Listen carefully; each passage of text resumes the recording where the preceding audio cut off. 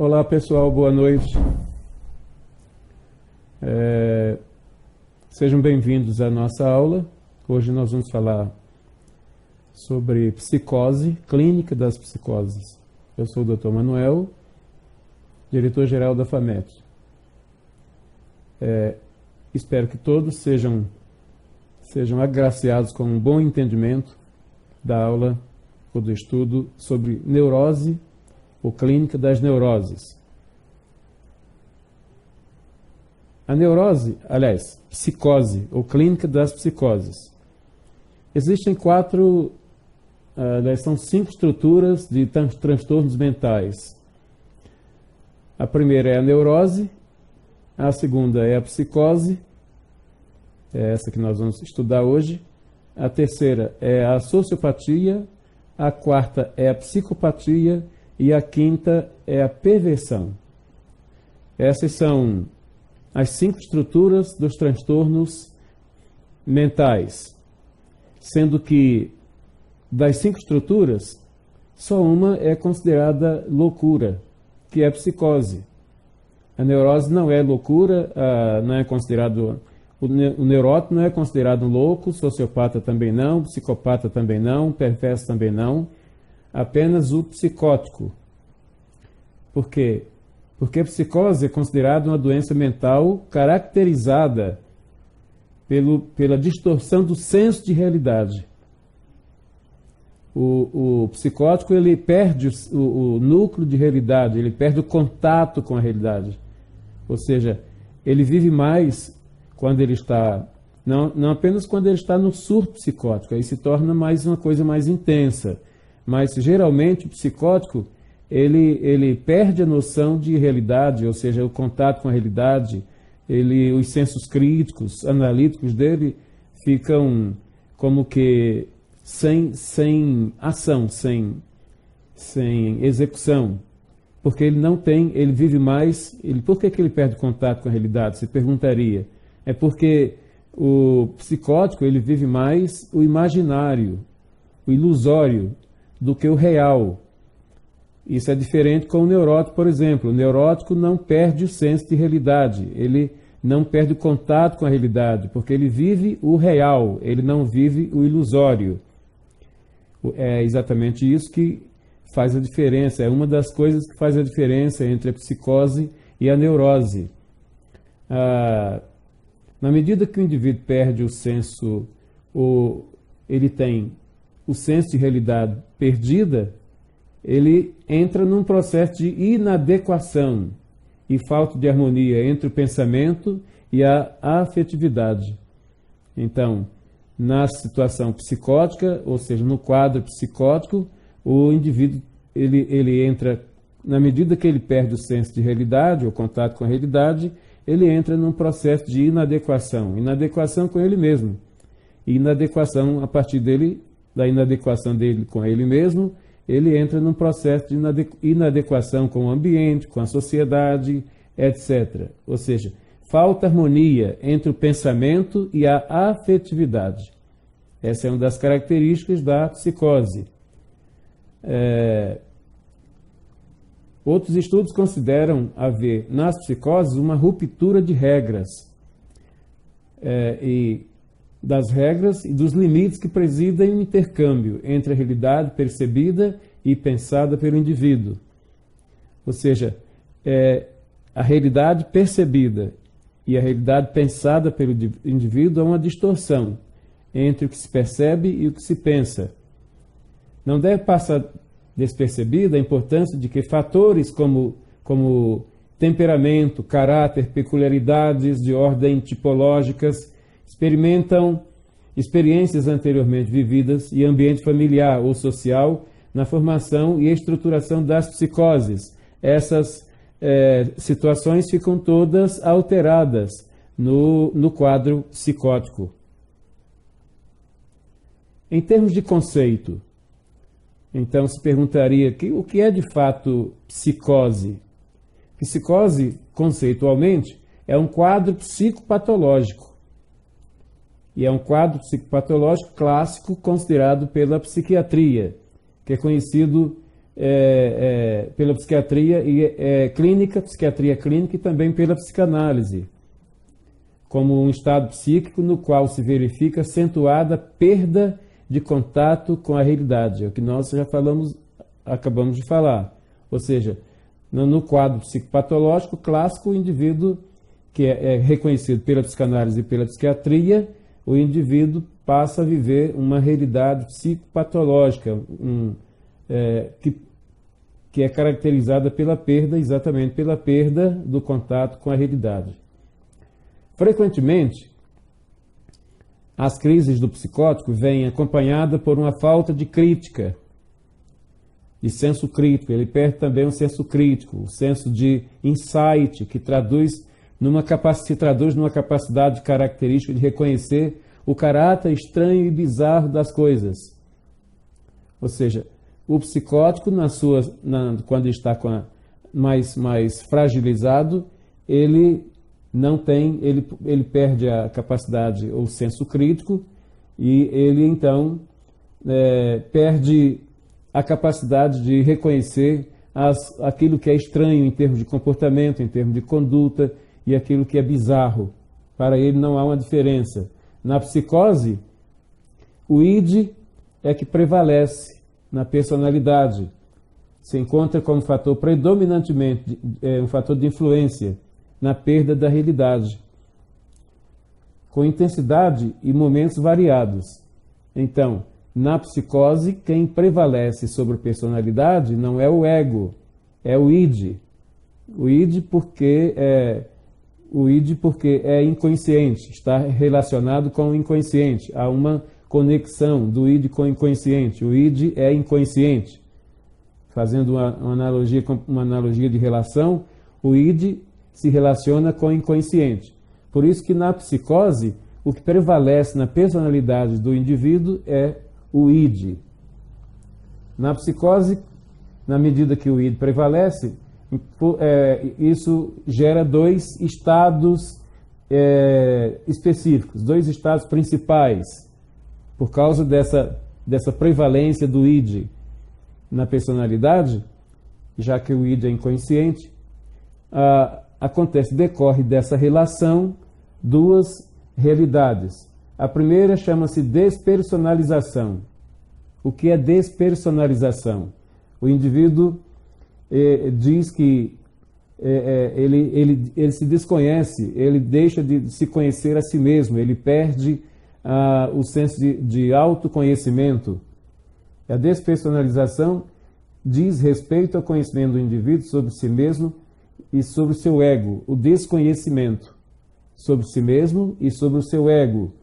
Ou seja, se o indivíduo perde esse conhecimento, a identificação com o ego, com o seu próprio ego, aí isso gera essa despersonalização, porque o ego é que caracteriza a personalidade. O ego é o senso psicopatológico e é também o polo psicopatológico, é o polo de realidade da personalidade. É exatamente o ego, é o eu. E o eu é a personalidade. Na medida que na psicose o indivíduo entra nesse estado de despersonalização, então ele perde a sua identidade com o seu próprio eu. Aí daí ele não conhecer, não saber definir as situações bizarras, as situações difíceis, as situações confusas da realidade. Ele não tem essa competência, ele perde essa competência, ele perde esse discernimento. A outra coisa que resulta dessa situação psicótica, da crise psicótica, além da despersonalização, ele também sofre uma desrealização. Então, primeira coisa que decorre da prevalência do id sobre a personalidade, por causa da crise psicótica, chama-se despersonalização. A segunda chama-se desrealização. Enquanto despersonalização é a falta de identificação com o seu próprio eu, com o seu ego, a desrealização é o conhecimento do indivíduo sobre o mundo. sobre o mundo que ele vive, o ambiente que ele vive, o meio em que ele vive, o conhecimento fica prejudicado. Ele sofre danos no conhecimento e no reconhecimento do ambiente. Ou seja, ele vive uma realidade ambiental de confusão mental, no que tange a realidade do ambiente, a realidade do local que ele está. Ele se sente confuso, se sente perdido. Isso chama-se desrealização, ou seja, é uma fuga da realidade. Isso, nós estamos falando de conceito. O surto psicótico. O que é o surto psicótico? Um surto psicótico caracterizado pela perda da noção de realidade e por uma desorganização do pensamento. Trata-se de um quadro preocupante, pois não sabemos qual é a evolução. Para que o médico e o remédio, para que médico e remédio se eu não tenho nada? Essa é uma afirmação, é um posicionamento do psicótico. Por causa do surto psicótico. No surto psicótico, ele não reconhece a necessidade de médico, a necessidade de remédio, a necessidade de ser tratado. Ele não aceita, inclusive ele tem resistência a isto, exatamente porque essa é uma consequência do surto. Sintomas como desorientação temporal, confusão mental, ideias de perseguição, ou seja, delírios, escuta de vozes, ou seja, alucinações, alterações comportamentais como descuido da higiene, agressividade e sintomas clínicos como insônia, perda de apetite, como perda de peso, faz parte deste quadro de surto psicótico. A pessoa no surto psicótico, ela apresenta essas características de conduta, características comportamentais. Um sintoma muito importante seria desconfiança. O indivíduo psicótico, ele desconfia de tudo, desconfia de todos, ele é mais desconfiado que índio. O paciente sente que os outros estão olhando para ele, falando dele, rindo dele, ou planejando alguma coisa mal contra ele. O paciente enxerga ligações entre as aparentes coincidências ou encontros que são interpretados como ameaças ou perseguição. Ou seja, isso vai acontecer muito na psicose paranoide, a esquizofrenia paranoide. Essas realidades, essas características vão aparecer no indivíduo psicótico que está sendo portador da esquizofrenia paranoide. Mania de perseguição. É durante um surto psicótico que ocorre a perda de realidade, onde não há diferenciação entre o mundo real e o mundo imaginário. Para o psicótico não existe essa diferença. Ambas as coisas são a mesma coisa, o mundo real e o mundo imaginário. Há alguns casos de ruptura muito intensa no contato com amigos, com a própria pessoa. O indivíduo começa a não se reconhecer e a não reconhecer o outro. Ele não entende a situação que está vivenciando no momento, mesmo que esta seja muito intensa para ele. Mas ele, devido à perda do contato com a realidade, ele tem todas estas dificuldades. Essas dificuldades são mais acentuadas, ficam mais acentuadas quando o indivíduo entra numa situação de surto, num quadro de surto. Mas o que é que pode provocar o surto? O que é que pode desencadear um surto? Você poderia perguntar isso. O que é que pode desencadear um surto? Existem fatores desencadeadores do surto psicótico. O surto pode ser desencadeado por causas psiquiátricas, como esquizofrenia, transtorno bipolar, uso e abstinência de substâncias químicas, sobretudo drogas, ou condições médicas, como infecções, condições pós-operatórias, intoxicação por medicamentos, etc. Isso pode desencadear um quadro de surto psicótico. Um surto psicótico é uma emergência médica. Quando o indivíduo está num surto psicótico, ele tem que ser imediatamente encaminhado para o tratamento médico, e é emergencial. Existe tratamento, inclusive, especializado. Agora, como agir?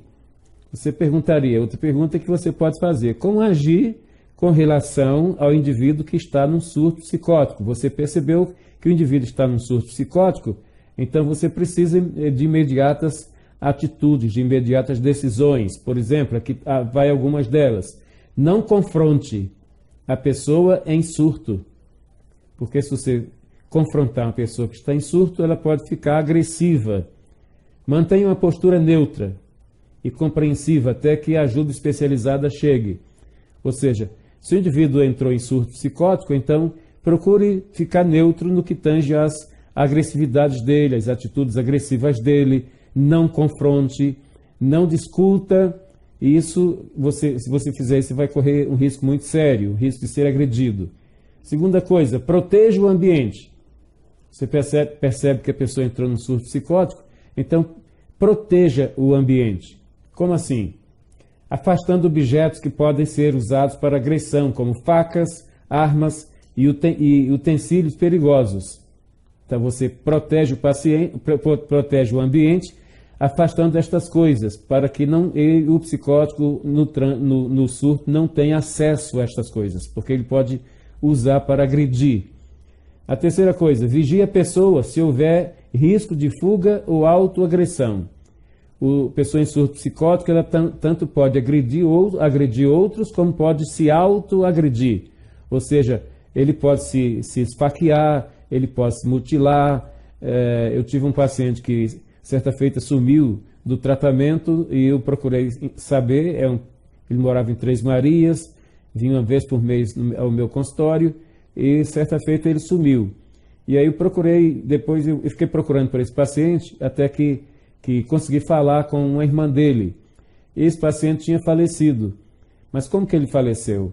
Ele entrou em surto, a irmã dele estava cortando carne para fazer bife para o almoço, e ela foi chamada por uma vizinha, ela foi atender a vizinha e deixou a faca em cima lá em cima da mesa onde ela estava cortando a carne. E ele passando viu a faca ali, então ele pegou a faca e enfiou a faca no coração, morreu ali mesmo. Quer dizer, ele se suicidou. É possível que ele que ele estava no surto, ele não tenha tido a consciência disso. O suicídio foi inconsciente. Ele se suicidou. Ou seja, isso poderia ter sido evitado se ele não tivesse aquela faca ali exposta. Ele poderia pegar aquela faca e sair agredindo outras pessoas, mas ele se autoagrediu. É um exemplo disso que nós estamos dizendo. Então, vigie a pessoa se houver risco de fuga ou de autoagressão. Ou seja, não facilite a autoagressão como fuga. Ou seja, se o indivíduo sair de porta fora, de estrada fora, é difícil depois achar esse indivíduo, porque ele está no surto psicótico, ele não tem consciência da realidade. Então ele vai fugindo, ele vai andando, ele vai em fuga, ele bate em retirada, literalmente. Se o surto é resultado do não uso de uma medicação habitual, administre-a imediatamente. De repente, esse paciente ele está medicado, ele está em tratamento, ele está fazendo uso de medicamentos. É interessante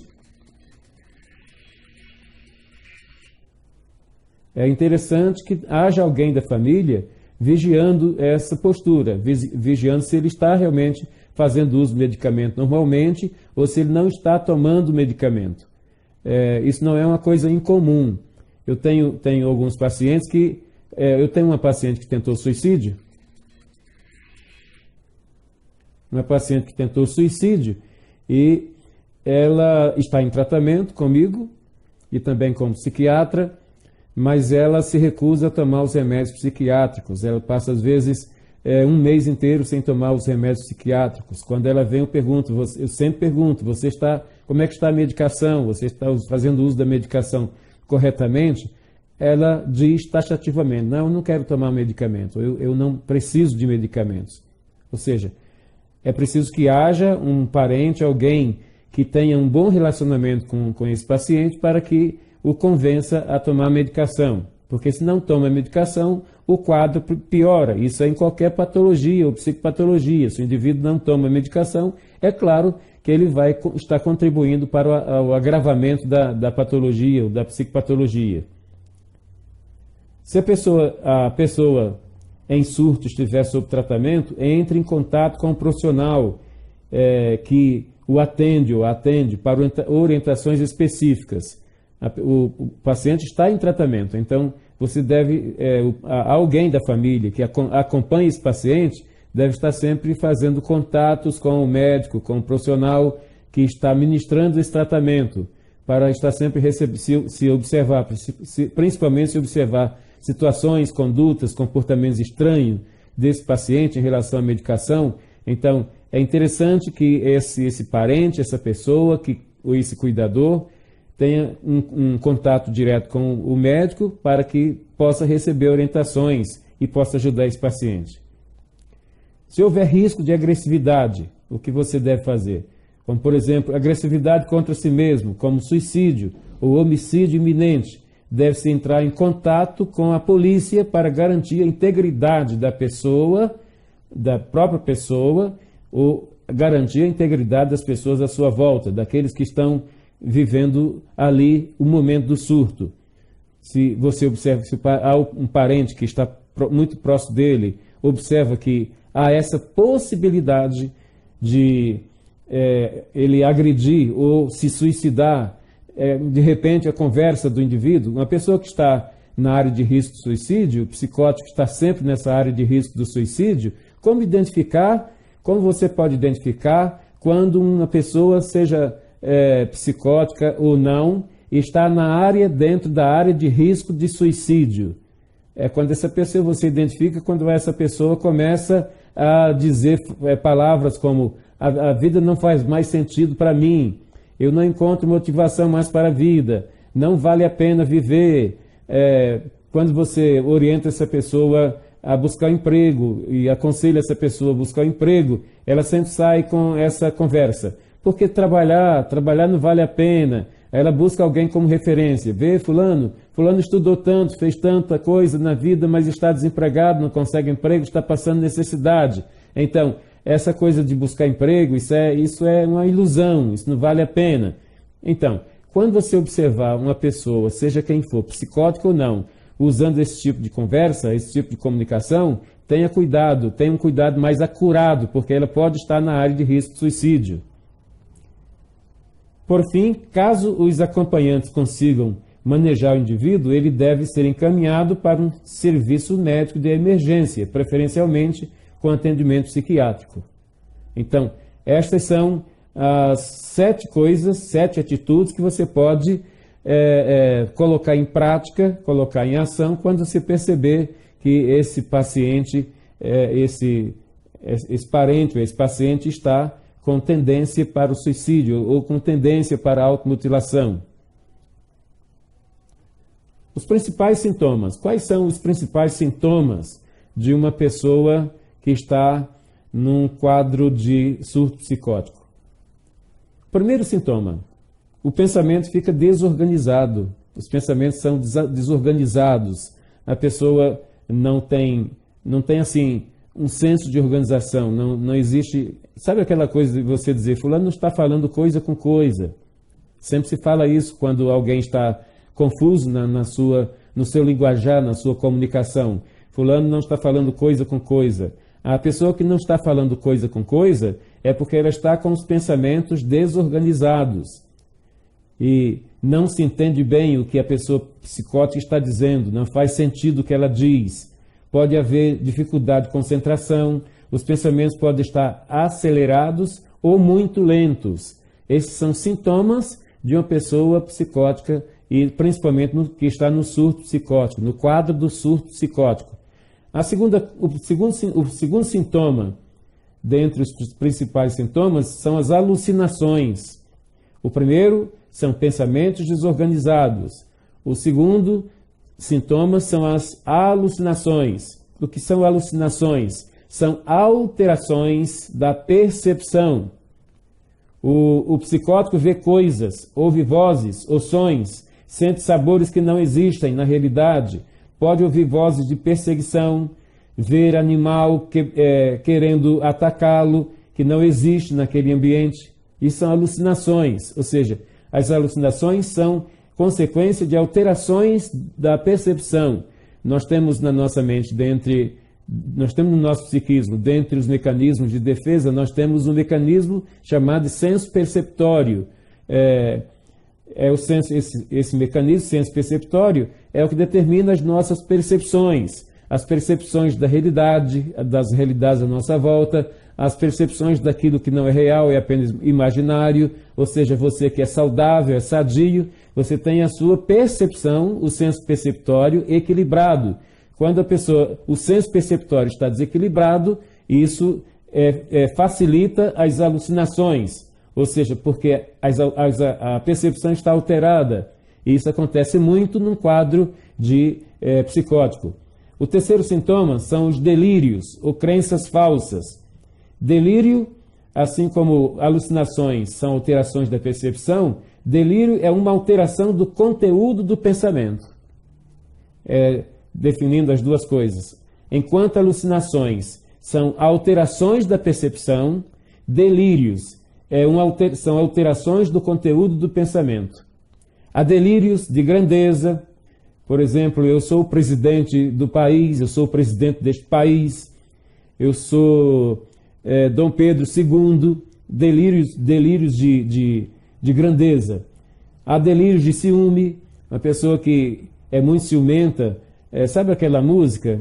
Às vezes o marido tem muito ciúme da esposa, ou a esposa tem muito ciúme do marido, ou mesmo ciúme de outras pessoas, ou ciúme de coisas.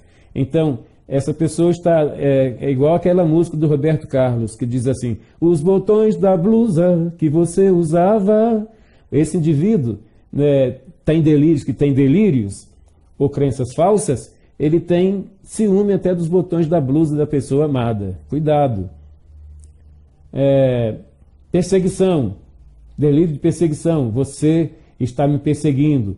Ou aquela pessoa, quando se trata no ambiente profissional, o indivíduo comenta, sabe fulano? Fulano está tentando puxar o meu tapete, está tentando tomar o meu emprego. São delírios de perseguição. E geralmente essa pessoa fala isso com o médico quando está em tratamento. Eu tinha um paciente psicótico, ele tinha delírios de perseguição. Ele era portador da esquizofrenia, de uma esquizofrenia, que era esquizofrenia paranoide. Isso se acentua muito num quadro de esquizofrenia paranoide. Aí, certa feita, ele estava no meu consultório comigo e apareceu um helicóptero desses que ficam filmando, são helicópteros de empresas que filmam a cidade, são helicópteros da polícia, helicópteros de empresas, e o helicóptero ficou pairado em cima do prédio onde nós temos do prédio da FAMET, onde eu tenho o meu consultório. E esse indivíduo, quando percebeu que havia um helicóptero parado ali, ele saiu do divã, ele se lançou no chão, se atirou no chão e começou a falar, é o homem da ONU que está me procurando, e agora me achou, parou aqui, ele vai descer aqui, vai me pegar, cuidado. Ou seja, aí eu nunca tinha percebido, nunca tinha tido uma experiência assim, foi algo, inclusive quase que me forçou a me jogar no chão. Deita no chão, eles vão atirar.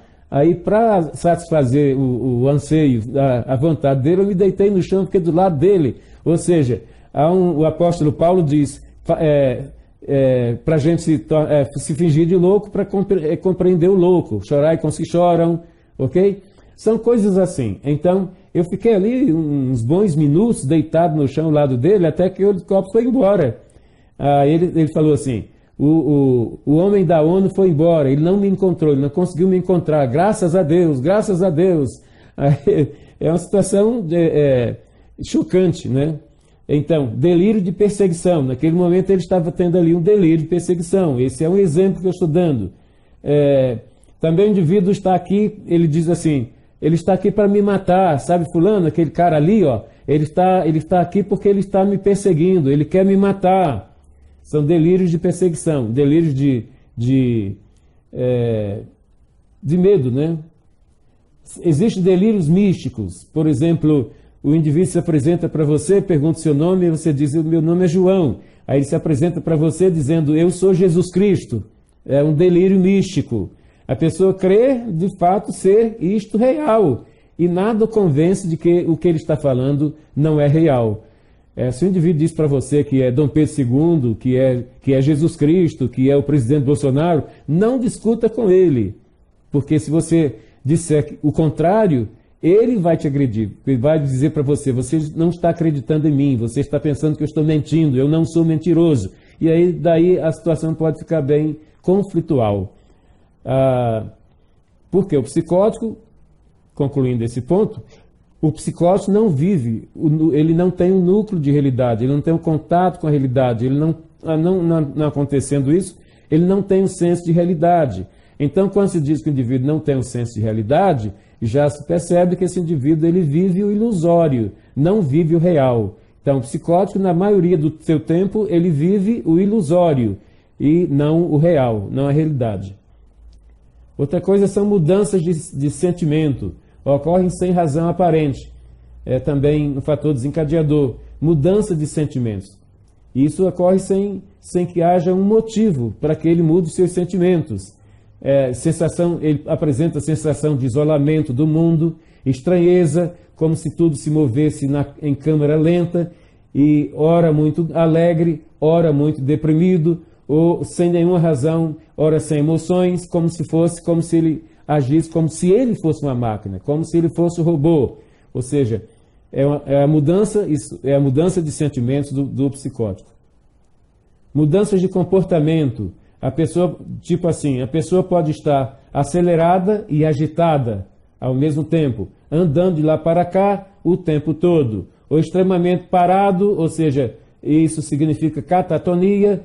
A catatonia se caracteriza por um surto como se o indivíduo sofresse uma paralisia, ele fica totalmente parado, passando horas e dias sentada sem fazer nada, sem olhar, perdida num olhar confuso, pode ficar rindo sem motivos, isso é chamado de hebefrenia, o indivíduo que fica rindo sem motivos, ele tem uma esquizofrenia chamada esquizofrenia hebefrênica. É possível que ele seja portador da esquizofrenia hebefrênica. Por que ficar rindo sem motivo? A mudança do comportamento depende de outras alterações. Por exemplo, a pessoa tem alucinação auditiva, ou seja, a pessoa que tem alucinação auditiva, ela ouve vozes. Ela diz que alguém está falando com ela, que alguém está dizendo isso, está dizendo aquilo, está dizendo algo para ele fazer, ou seja, está falando para matar alguém, ou seja, está falando com ele para ele fazer alguma coisa perversa. Ele está tendo um delírio auditivo, ou seja, ele está tendo uma alucinação auditiva. Ele ouve vozes que não são reais, são ilusórias. As vozes que o indivíduo ouve, embora ele atribua como sendo vozes do além, vozes espirituais, isso não tem nada com o além e não tem nada com o espiritual. As vozes que o indivíduo ouve são as vozes dele mesmo. Então, por exemplo, eu estou falando aqui com vocês e o que eu estou falando está ficando armazenado no sistema minêmico de vocês. Quando a gente está num diálogo, tanto a comunicação que vai daqui para lá como a que vem de lá para cá fica armazenada no nosso sistema minêmico. Numa situação, por exemplo, quando você quer se referir àquela pessoa que estava conversando com você, a algo que ela disse, o momento, a emoção do momento exige o desarquivamento daquilo que foi dito. Então, aquilo que foi dito constituiu um registro psíquico, e esse registro psíquico pode retornar no momento que você quiser, no momento que você precisar daquela informação. Isso é normal acontecer conosco. Mas no quadro psicótico, as vozes do próprio indivíduo que estavam armazenadas, aquilo que ele disse, aquilo que ele ouviu alguém dizer, isso está armazenado, e no momento de surto, são essas vozes, as vozes dele mesmo, que retornam de forma reverberada, de tal maneira que ele não reconhece, não identifica que são suas próprias vozes. Então fica mais fácil atribuir que as vozes são espirituais, as vozes são do além. Mas isso não é realidade. E não é realidade porque esse indivíduo vive o ilusório, não o real. Alguns tipos de psicose. Psicose induzida por drogas, como álcool, maconha, cocaína, induz a psicose. Alguns dos usuários de drogas podem já ter tido comportamento um tanto psicótico, e a droga piora seu estado mental, enquanto que outros desencadeiam um surto com o uso das drogas. Ou seja, o uso da droga não faz bem para ninguém, principalmente para a pessoa que é portadora de um quadro de psicose. Isso pode servir como desencadeador para um surto psicótico. Aí seria psicose induzida por drogas. Mas essa psicose induzida por drogas pode também ser drogas lícitas, não as drogas ilícitas. Na medida que o indivíduo toma remédio por conta própria, na medida que ele toma muito remédio, além do que foi prescrito pelo médico, isso pode desencadear um surto psicótico. Ok? Então seria esse tipo de surto é chamado de psicose orgânica. Existe um terceiro tipo de psicose, que é a psicose reativa breve. São sintomas que aparecem de forma súbita, em resposta a um evento muito estressante, para uma pessoa muito sensível. Então, digamos que João é muito sensível, e ele recebeu uma notícia que o impactou emocionalmente. Como ele é muito sensível, aí ele pode apresentar sintomas subitamente, assim, sem se esperar, ele pode apresentar sintomas psicóticos. Um estresse muito agudo, um estresse muito tenso pode provocar uma psicose chamada de psicose reativa. Esquizofrenia. A esquizofrenia é uma das manifestações da psicose. A esquizofrenia é a manifestação mais evidente da psicose. Atinge em cada 100 pessoas. Há diferentes tipos, como paranoide, hebefrênica, catatônica. São as três principais esquizofrenias: paranoide, hebefrênica e catatônica. Em cada 100 pessoas, segundo estatística, 3 pessoas podem ter essa psicose, alguma dessas psicoses, paranoide, hebefrênica ou catatônica. Agora, o que é que você pode fazer quando você tem uma pessoa com esquizofrenia? O ideal é que a pessoa que apresenta o surto psicótico, seja esquizofrênico ou de que natureza for, ou depressivo, seja encaminhado imediatamente a um hospital para receber medicação e cuidados adequados. Durante o surto psicótico, tenha sempre uma postura neutra e jamais confronte a pessoa.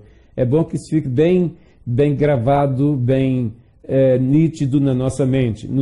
Quando você estiver diante de um paciente, eu, por exemplo, já apanhei no meu consultório de uma menina franzina. Ela entrou em surto no meu divã.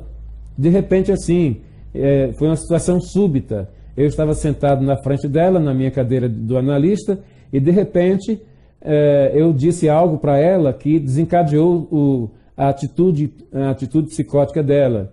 Ela tirava proveito da sua doença, ela tinha vantagens com a sua doença. Ela trabalhava na minha clínica e trabalhava no Mater Dei.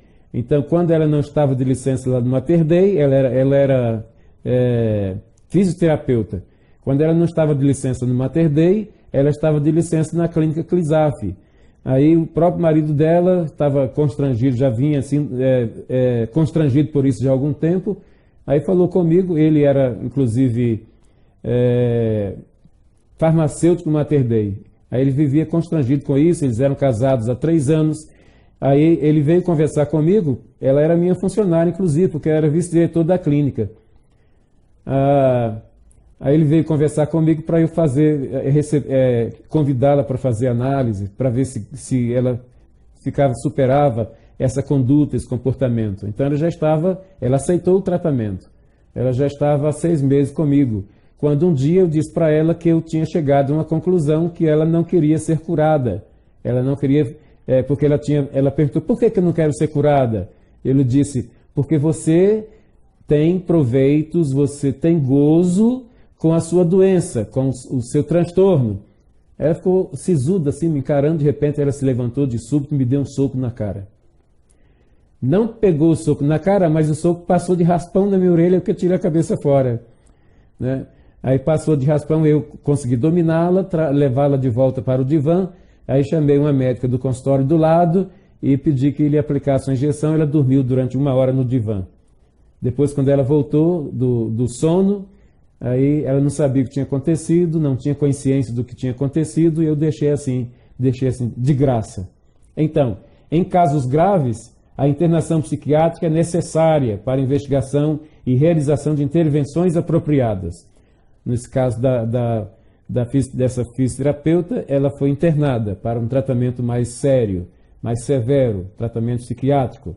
É importante que a pessoa receba ajuda o quanto antes, para não se deixar chegar a esse porte, não deixar a pessoa chegar a esse momento.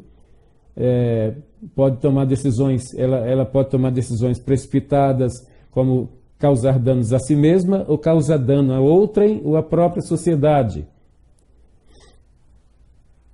Agora, qual é a diferença entre a psicose e a neurose? Clinicamente, e a grosso modo, podemos dizer que as neuroses diferenciam das psicoses pelo grau de envolvimento da personalidade, sendo sua desorganização e desagregação muito mais pronunciadas nas psicoses.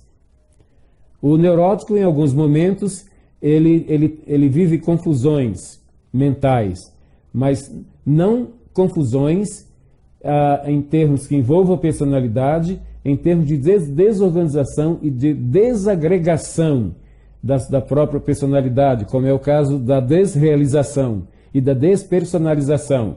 Esse caso não acontece com a neurose, e isso é o que diferencia a psicose da neurose.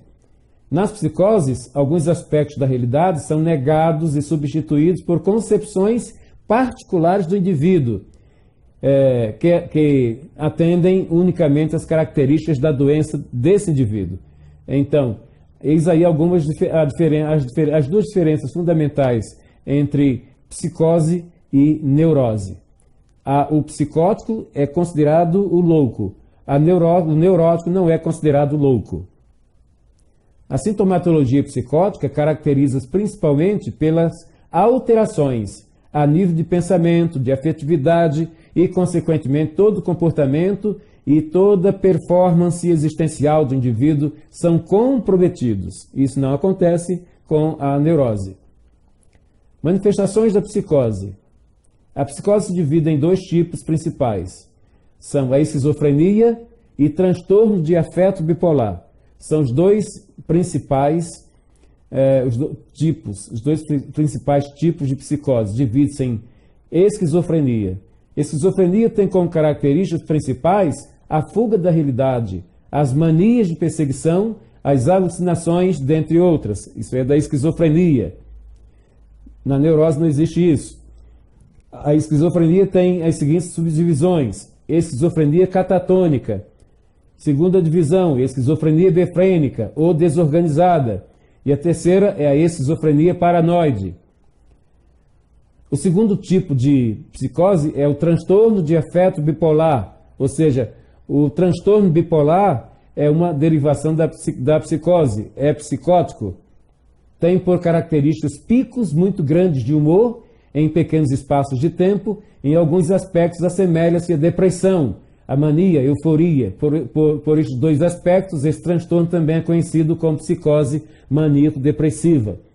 Quando o indivíduo está muito eufórico, ele está na mania hipermaníaca, ele está na hipermania, então ele é eufórico, ele tem pensamentos grandes, ele tem ideias grandes, ele é o cara, ele sabe tudo, ele sabe tudo, né? Ele tem domínio na comunicação, ele é extrovertido. Já no outro polo, quando o indivíduo está depressivo, ele está triste, ele dá atestado de incompetência para si mesmo, ele não se vê competente para nada. Ontem ele era competente para tudo, porque estava no quadro hipermaníaco. Hoje ele não é competente para nada, porque ele está no quadro hipomaníaco. Hipomania para baixo, hipermania é para cima. Então, o elemento fica navegando, ele fica entre a hipomania e a hipermania. Na hipermania, ele é eufórico, ele é comunicativo, ele é agradável. Já na hipomania, ele é negativo, ele é depressivo, ele não ele sempre está dando um atestado de incompetência para si mesmo. Ou seja, o doente sofre de mudanças de humor constantes, sendo perigoso em fases maníacas, retraído, podendo chegar ao suicídio quando está depressivo. Ou seja, o indivíduo que tem um quadro bipolar, que é psicótico, então esse indivíduo, quando está no quadro hipomaníaco, ou seja, para baixo, ele está depressivo, ele pode aprofundar ainda mais esse quadro depressivo e chegar a tomar a decisão de se suicidar. Esquizofrenia, características clínicas. Os sintomas característicos de esquizofrenia envolvem uma faixa de disfunções cognitivas e emocionais, que acometem a percepção, o pensamento inferencial, a linguagem e a comunicação, ou seja, o monitoramento comportamental, o afeto, a fluência, produtividade do pensamento e do discurso, a capacidade hedônica, a volição, o impulso e atenção, tudo isso fica prejudicado no quadro da esquizofrenia. Ou seja, exatamente por isso que a esquizofrenia, para as leis trabalhistas, identificada como uma doença disfuncional. Pesquisas científicas têm identificado 3 fases evolutivas da esquizofrenia. A fase prodrômica, onde há retraimento social gradual, diminuição de interesses, mudança na aparência e higiene, alterações cognitivas, comportamentos bizarros e excêntricos. Essa é a primeira fase evolutiva da esquizofrenia. A segunda é a fase ativa, quando há alterações na forma e conteúdo do pensamento, distorções da percepção, prejuízos da volição. Volição quer dizer vontade, o indivíduo perde a vontade. Inadequação do afeto, o indivíduo perde o equilíbrio do afeto, o conteúdo do afeto. Se antes ele era uma pessoa afetuosa, aí já não apresenta mais essa afetuosidade. Alteração do juízo, declínio cognitivo e de funcionamento social. Declínio cognitivo significa que o elemento diminui, ele entra num estado de diminuição da consciência cognitiva. Aí o indivíduo perde a capacidade de discernimento, ele perde o interesse por estudar, ele perde o interesse por aprender e apreender saberes, conhecimentos. Isso é próprio, é a fase ativa da esquizofrenia. A terceira é uma fase chamada de residual, quando o indivíduo apresenta sintomas da fase ativa, porém há evidência de perturbação, como por exemplo a existência de crenças bizarras. Eu sou Jesus Cristo, por exemplo, eu sou Dom Pedro II, eu sou fulano, eu sou Beltrano. Isso é da fase residual da esquizofrenia. É importante destacar que nenhum sintoma isolado é patognomônico, ou seja, sinal ou sintoma específico da esquizofrenia. Não existe sintoma particular, existem os sintomas que são identificados pela psicanálise e pela psiquiatria, que são esses que estão sendo descritos aqui. Sinais e sintomas pré-mórbidos, quando a gente está fazendo análise, você precisa considerar no paciente os sinais e os sintomas. Tanto nós como os médicos lidam costumeiramente com sinais e sintomas. O paciente apresenta sinais e você identifica como, por exemplo, um paciente que está na sua frente e ele está esfregando muito as mãos. Isso é um sinal. Por trás do sinal existe um sintoma. Esse sinal é um sinal de ansiedade. Então, o sintoma desse indivíduo é um sintoma de ansiedade. Ou seja, os sinais sintomáticos precedem a fase prodrômica. Ou seja, o que é essa fase prodrômica? É um conjunto de sinais e sintomas que antecede uma doença, ou uma alteração da normalidade orgânica, alteração daquilo que se tem organicamente normal. Então, são sintomas prodrômicos. A aparência do paciente pode variar amplamente, desde uma pessoa completamente desarrumada, que grita e se mostra agitada, até uma pessoa obsessivamente arrumada, completamente calada e imóvel. São alterações da aparência pessoal. Então, quando você percebe que o indivíduo vive essa realidade no seu dia a dia, ele está sempre alterando a sua aparência pessoal, ou seja, a sua apresentação estética está sempre alterada. Então, isso é sinal de um sintoma de esquizofrenia. Agora, tipos de esquizofrenia. Existe a esquizofrenia hebefrênica, e a palavra hebefrênica vem do grego hebe, e a palavra hebe em grego significa infantil, ou seja, e esse indivíduo que tem esquizofrenia hebefrênica, ele apresenta traços de infantilidade, passividade, desagregação da personalidade, e o nome hebefrênico significa isso, exatamente isso, desorganizado. A principal característica para você identificar ou diagnosticar uma pessoa portadora de esquizofrenia hebefrênica é exatamente se esse indivíduo é desorganizado. Ele é desorganizado em tudo, ele é desorganizado no seu quarto, é desorganizado com as suas roupas, é desorganizado com seus livros, ele é totalmente desorganizado, ele não consegue organizar-se, ele não é a pessoa que consiga organizar-se. Ou seja, essa pessoa, exatamente por isso que a esquizofrenia hebefrênica é também considerada uma doença incapacitante. Esse indivíduo não para emprego exatamente por causa da desorganização. Principais características. A esquizofrenia hebefrênica pode iniciar entre os 15 aos 25 anos de idade. Outra característica, risos, choros e acessos de raiva involuntários, com imprevisibilidade, expressões bizarras, condutas ou maneirismos, tendência ao afastamento social, descuidado com a própria aparência, embotamento afetivo, ou seja, ele perde a sua expressão de afetividade, a afetividade não tem expressão. Como tratar o esquizofrênico hebefrênico? É semelhante às outras psicoses, envolve tratamento como promover a reinserção social, abordagens analíticas individuais, familiares e educacionais, e o tratamento medicamentoso. Ou seja, o indivíduo esquizofrênico, sobretudo, aliás, em qualquer dos três tipos de esquizofrenia, o tratamento não deve restringir-se ao paciente, mas deve envolver os familiares do paciente, as pessoas que convivem com o paciente, para que ela receba informação, ela seja treinada em como lidar com esse paciente. A segunda esquizofrenia é exatamente a esquizofrenia paranoide, que apresenta comportamentos e pensamentos de perseguição, como já falei antes. Ou seja, o indivíduo está sempre sendo perseguido, ele tem sempre alguém no encalço dele para tentar fazer mal a ele, quer matá-lo, ou então quer sequestrá-lo. Isso é da esquizofrenia paranoide. Eu tratei de uma menina que tinha esquizofrenia paranoide.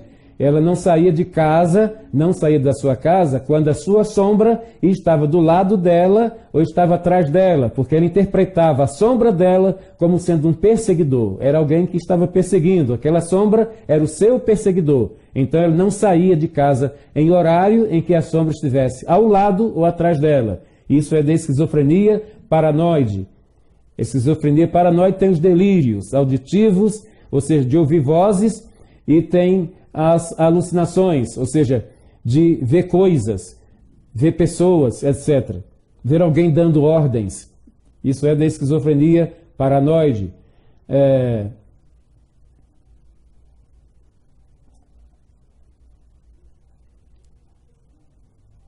Critérios de diagnóstico. Para se considerar o diagnóstico de esquizofrenia paranoide, o doente tem que ter 2 ou dentre os 3 traços aqui que eu vou apresentar, sintomas que eu vou aqui apresentar. Ideias delirantes, ou seja, ideia de perseguição, por exemplo, alucinações, ouve uma voz que comenta o que está a fazer, por exemplo, discurso desorganizado, comportamento desorganizado, embotamento afetivo ou avolição, isto é, falta de vontade. Se o indivíduo apresenta 3 desses 5 sintomas, você pode diagnosticá-lo como uma pessoa que é portadora de esquizofrenia. E por último, a esquizofrenia catatônica. A esquizofrenia catatônica é uma perturbação do comportamento motor, que pode ter tanto uma causa psicológica como neurológica. estupor, agitação com perda do contato com a realidade. São características da esquizofrenia catatônica. Então, você assistindo essas aulas, você passou a conhecer as características da psicose, as suas subdivisões, as suas derivações. Passou a saber sobre surto psicótico, o que é um surto psicótico, como se manifestam os surtos psicóticos, o que fazer com a pessoa que está em surto psicótico.